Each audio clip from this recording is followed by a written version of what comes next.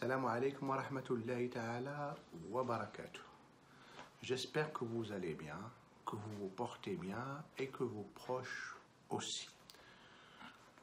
La semaine dernière, nous avons vu la notion de la Constitution en tant que mode d'organisation du pouvoir et en tant que mode d'organisation de l'État, qui est lui-même considéré, comme nous l'avons vu, comme le siège du pouvoir.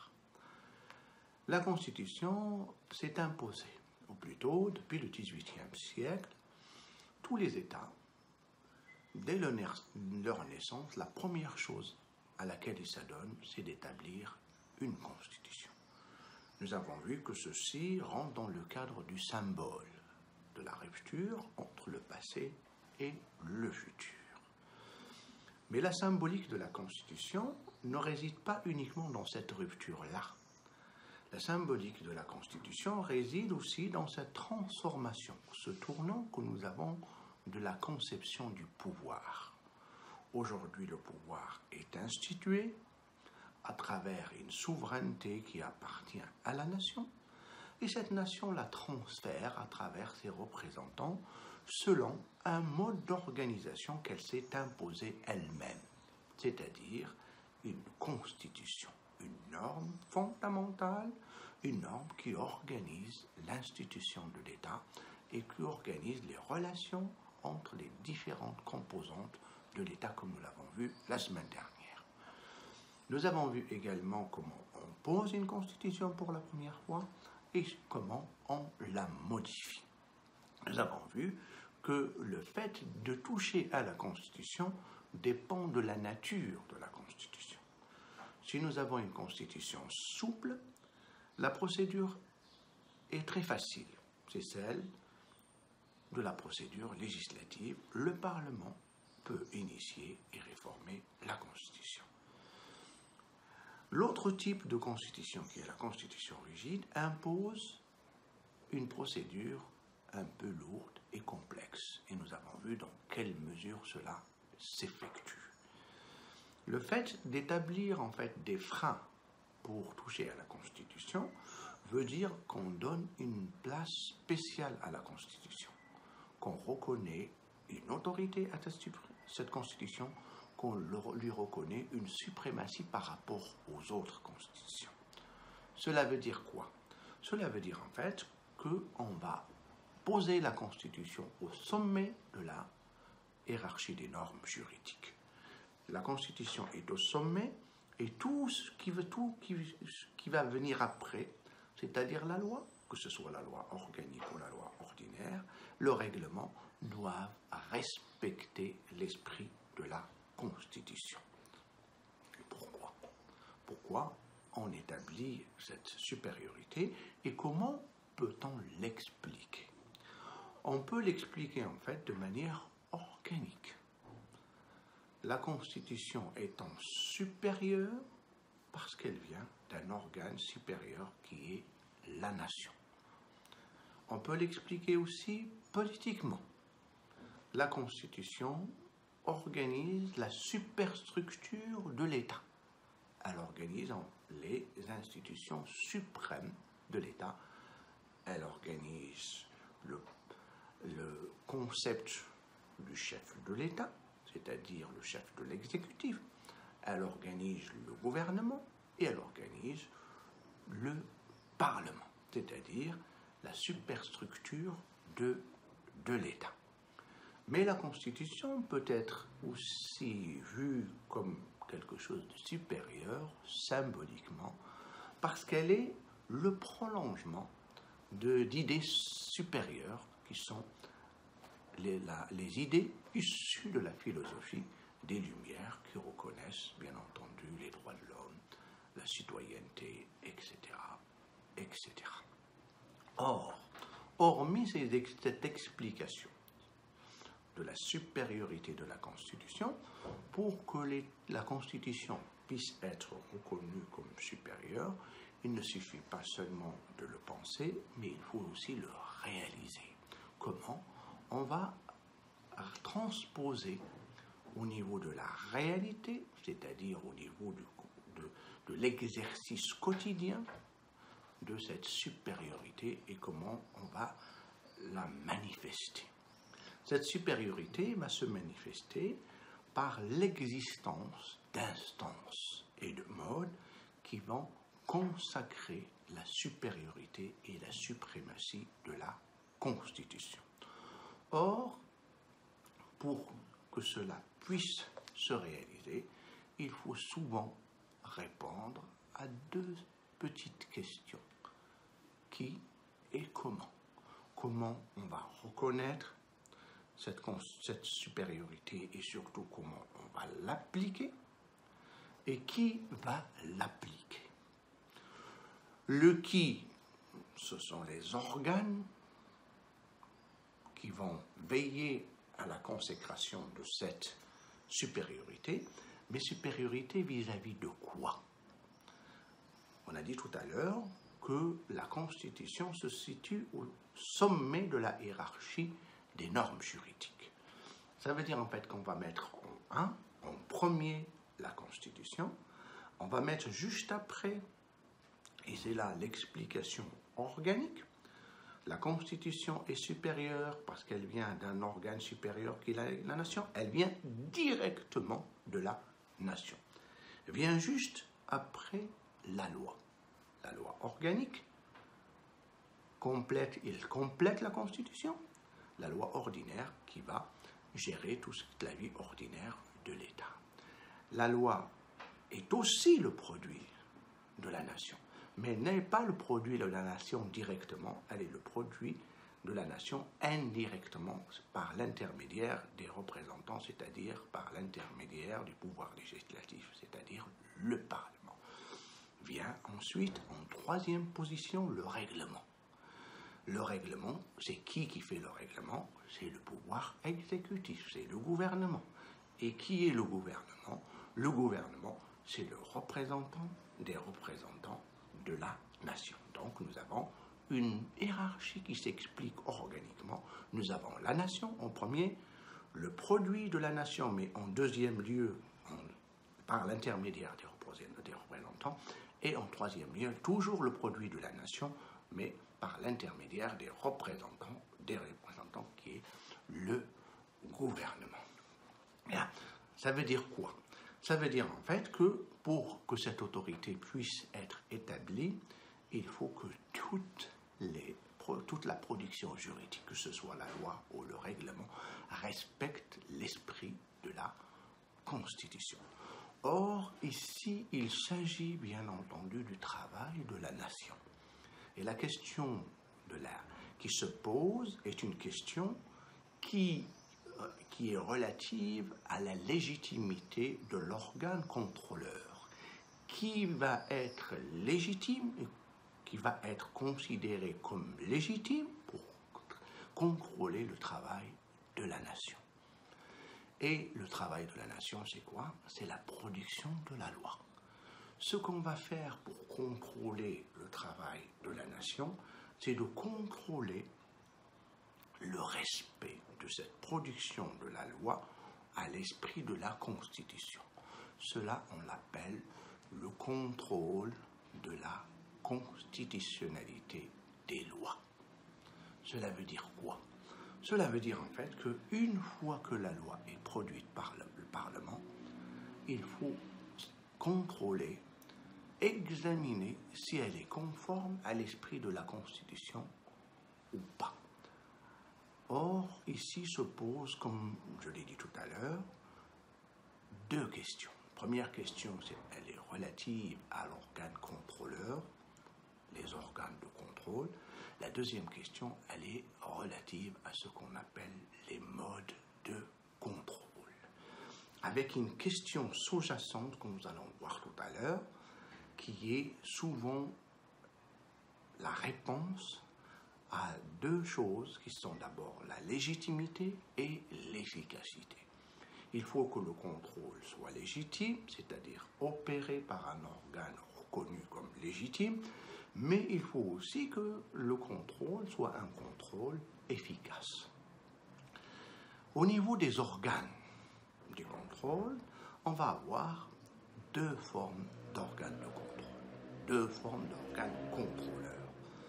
Soit on fait un choix de l'efficacité, et à ce moment-là, on va choisir un organe contrôleur juridictionnel, c'est-à-dire en fait que l'organe contrôleur va être composé d'experts, de juristes, des gens qui ont la connaissance de la loi, la connaissance technique et pratique, qui savent comment se construit une loi et qui savent comment comparer la loi à l'esprit de la Constitution. Donc, au niveau de l'efficacité, il n'y a pas mieux.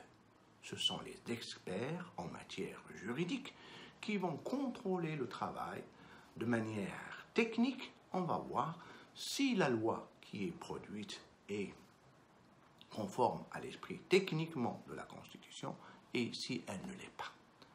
Le deuxième organe est un organe politique. Ici, on va miser sur la légitimité.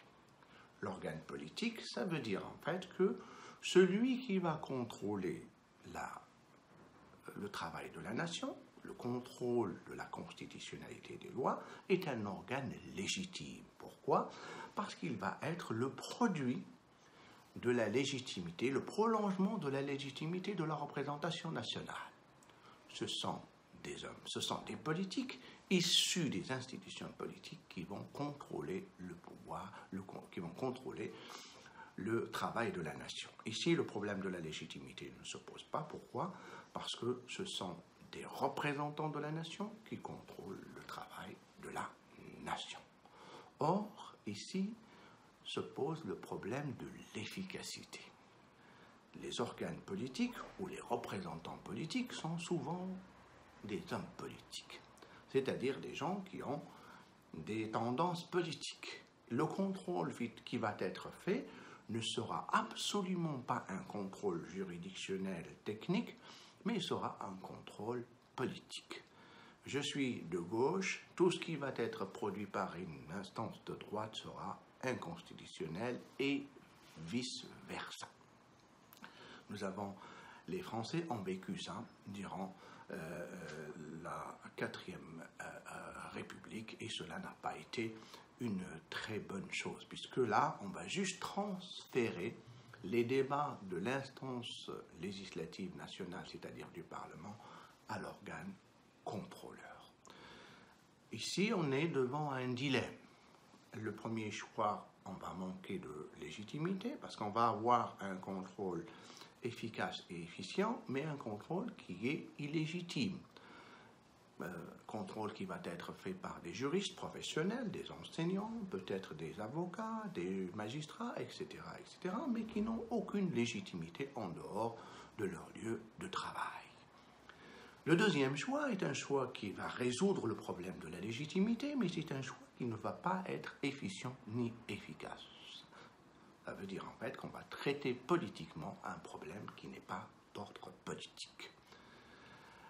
La solution va venir en fait d'un mélange entre les deux, et ce mélange est opéré en 1958 lors de l'établissement du Conseil constitutionnel en France. Donc on va procéder d'une manière qui va mélanger les deux. On va avoir un organe juridico-politique où on va d'un coup résoudre le problème de la légitimité parce que les membres de l'organe contrôleur du Conseil constitutionnel vont être nommés par des hommes politiques, donc ils vont recevoir quelque part la légitimité issue de la représentation nationale et de la nation, mais le choix va être opéré selon des critères techniques, c'est-à-dire en fait que les hommes siégeant et les femmes siégeant dans l'organe contrôleur vont justifier d'une expérience et d'une expertise technique. Et on a vu en fait qu'au Maroc aussi, on a procédé de la même manière. Dernièrement, la Cour suprême est composée de membres où il est exigé de manière explicite une haute formation juridique et administrative et une expérience de moins 15 ans. Mais ces gens sont nommés par des autorités politiques, qui sont nommés par le roi et sont nommés par le Parlement. Donc il y a un transfert de légitimité de l'organe politique vers l'organe contrôleur. Or, une fois qu'on a résolu le problème de l'organe contrôleur, se pose alors une autre question. C'est la question de l'initiative. Qui a le droit de demander à l'organe contrôleur de contrôler? C'est ce qu'on appelle le droit de saisine. Qui a le droit de saisir l'organe contrôleur? Et là, on a aussi deux méthodes, plutôt deux procédures. La procédure de l'autosaisine ou la saisine automatique. Ça veut dire quoi? Ça veut dire en fait que l'organe contrôleur se saisit automatiquement de la loi et l'examine. Si la loi est conforme à la Constitution, à ce moment-là, elle est promulguée et elle est exécutée. Si la loi est reconnue partiellement ou entièrement inconstitutionnelle, elle est abandonnée et annulée. L'organe contrôleur, qui va saisir l'organe contrôleur, c'est comme pour chaque fois qu'on touche à la Constitution, hein, donc ce pouvoir va être partagé entre l'exécutif et le législatif. Donc, dans toutes les constitutions du monde, les nôtres aussi, il y a toujours eu ce partage entre le chef de l'État, le chef du gouvernement, le président de la première chambre, le président de la deuxième chambre, et dernièrement dans la Constitution de 2011, il faut 1/5 de la première chambre pour que le contrôle puisse être, ou que la Cour constitutionnelle puisse être saisie, ou 40 représentants de la Chambre des conseillers, 40 conseillers, pour que la Cour puisse être saisie. Au niveau du contrôle, l'organe contrôleur, dans notre cas, c'est la Cour constitutionnelle. La Cour constitutionnelle contrôle automatiquement toutes les lois organiques et les règlements les lois organiques concernant l'organisation des deux chambres. Toutes les lois organiques passent automatiquement, avant d'être promulguées, au contrôle de la Cour constitutionnelle. Si la Cour les déclare conformes à la Constitution, à ce moment-là, la loi est promulguée. Si la loi est déclarée inconstitutionnelle, que ce soit dans une partie ou en totalité, elle est revue ou elle est totalement abandonnée. Au niveau de la saisine ordinaire, c'est-à-dire où des groupes politiques n'acceptant pas une loi, il peut y avoir ce recours devant la Cour constitutionnelle, et ce recours peut être fait par la saisine, et nous avons vu en fait que la saisine de la Cour constitutionnelle obéit à des règles. Ces règles, comme nous l'avons vu tout à l'heure, sont souvent partagées entre les deux composantes du système politique, le législatif et l'exécutif. Pour l'exécutif, c'est le chef de l'État, le roi, le Premier ministre. Pour le législatif, c'est le chef du Parlement, le chef de la première chambre, le président de la première chambre, le président de la deuxième chambre, ou des députés de la première chambre. Il en faut à ce moment-là le 1/5, et quand il s'agit de la deuxième chambre, il faut à ce moment-là 40 parlementaires, 40 conseillers suffisent pour lancer la procédure du contrôle de la constitutionnalité des lois. Donc ici, nous avons vu comment on reconnaît la supériorité de la Constitution, comment on l'établit, comment on reconnaît l'autorité, cette autorité est reconnue par l'intermédiaire d'un contrôle qui induit une sanction. Quand il y a une autorité, ça veut dire en fait que quand il y a contrôle, il y a une sanction. Pour tout ce qui est loi, la sanction, c'est l'annulation. La sanction, c'est l'abandon d'une loi qui est déclarée inconstitutionnelle. Maintenant que nous avons vu quel organe peut contrôler, on va voir dans la prochaine vidéo, la prochaine capsule, on va voir comment le contrôle, le mode de contrôle. Et ce mode de contrôle va être fait de deux façons. Une façon a priori, en amont, c'est-à-dire avant la promulgation de la loi, et une façon a priori, c'est-à-dire après la promulgation de la loi. Sur ce, je vous souhaite une bonne journée et à la prochaine fois.